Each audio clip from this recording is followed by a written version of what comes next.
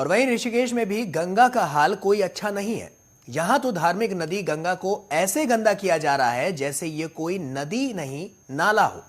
जिस गंगा से देश की धार्मिक भावनाएं जुड़ी हैं, वो गंगा आज गंदी हो रही है, बड़े स्तर पर गंदी की जा रही है। सोचिए जरा, लोग गंगा नदी के मुहाने पर शौच तक करने से गुरेज नहीं कर रहे हैं। प्रशासन के दावों की हकीकत भी सामने आ रही है, लेकिन कुल मिलाकर गंगा साफ नहीं हो पा रही है। रिपोर्ट देखिए।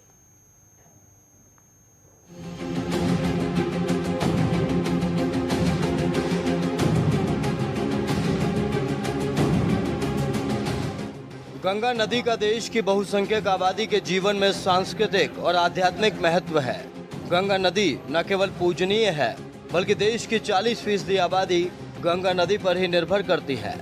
2014 में न्यूयॉर्क में मेडिसन स्क्वायर गार्डन में भारतीय समुदाय को संबोधित करते हुए पीएम ने कहा था कि अगर हम गंगा को साफ करने में सक्षम हो गए तो ये देश की 40% आबादी के लिए एक बड़ी मदद साबित होगी। और इसे पीएम ने एक आर्थिक एजेंडा भी बताया था।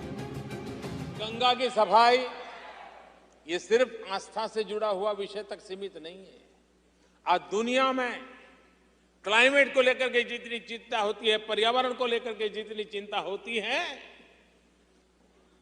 उस दृष्टि से भी गंगा की सफाई आवश्यक है। इस सोच को धरातल पर लाने के लिए सरकार ने गंगा के प्रदूषण को खत्म करने और नदी को दोबारा जिंदा करने के लिए नमामि गंगे नाम की योजना की शुरुआत की।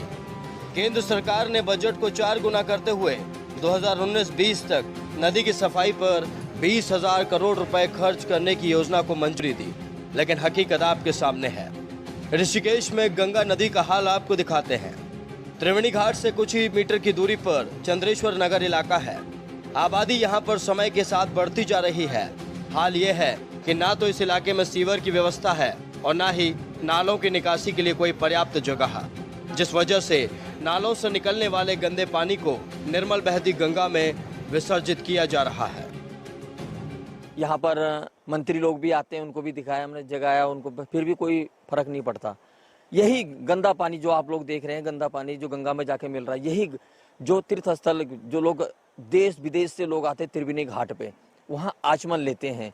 क्या ये चीजें जब उनके नजरों में पड़ती है तो ये कहाँ तक जाता होगा संदेश कि यहाँ तो कहते हैं कि निर्मल गंगा हिमालय से निकलती हुई धारा है, और शहर में जुड़ते साथ ये स्थिति चल रही है। कई लोग तो इस पे विचार भी कर रहे हैं। कई लोगों ने इसका मंथन कर समूह के रूप में अपने जितने विधायक हैं और एमपी हैं और जो भी क्या बोलते विधायक का के रूप में हैं, जैसे माननीय प्रधानमंत्री हैं, मुख्यमंत्री जी हैं, इनको लिखा है। नमामि गंगे योजना बनने के बाद लोगों को यहाँ पर आस थी कि शायद गंगा की स्वच्छता पर कड़े कदम उठाए जाएंगे। इसके लिए मंत्रालय भी बने। बड़े बड़े मंत्री गंगा जी के दर्शन करने के लिए ऋषिकेश आए, लेकिन इस समस्या का समाधान आज तक नहीं हुआ। तमाम कार्यक्रम चलाए गए थे कि नदी को साफ किया जाएगा, लेकिन नदी का साफ होना तो दूर की बात है। आज आलम यह है कि गंगा में लोग शौच करने जा रहे हैं। गंगा नदी में इस इलाके के तमाम घरों का गंदा पानी प्रवाहित हो रहा है।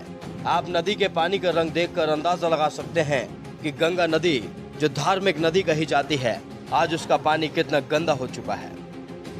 हमने लोगों से बात की तो सुनिए क्या कहते हैं लोग। वो नीचे ही भागेंगे गंगा जी में, लोग वहाँ गंगा जी में जाएंगे। खुला चाहिए, जो पब्लिक को परेशानी ना होनी चाहिए, गंगा जी में नहीं जाने चाहिए है?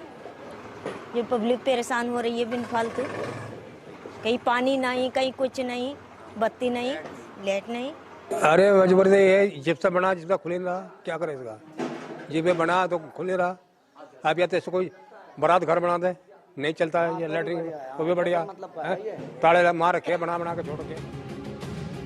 इलाके की बड़ी जनसंख्या और गंगा की गुणवत्ता को बहाल करने के लिए एक बड़े निवेश की आवश्यकता तो थी, जिसके बाद सरकार ने पहले ही बजट को 4 गुना कर दिया। इसके लिए स्वच्छ गंगा निधि भी बनाई गई, लेकिन आज जरूरत असल में धरातल पर आकर हालातों को बदलने की है। योजनाओं और भाषणों से अगर गंगा साफ हो जाती तो आज गंगा की हालत इतनी बुरी ना होती। तीर्थनगरी ऋषिकेश देश और दुनिया में अपनी आध्यात्मिक और धार्मिक छवि के लिए जाना जाता है।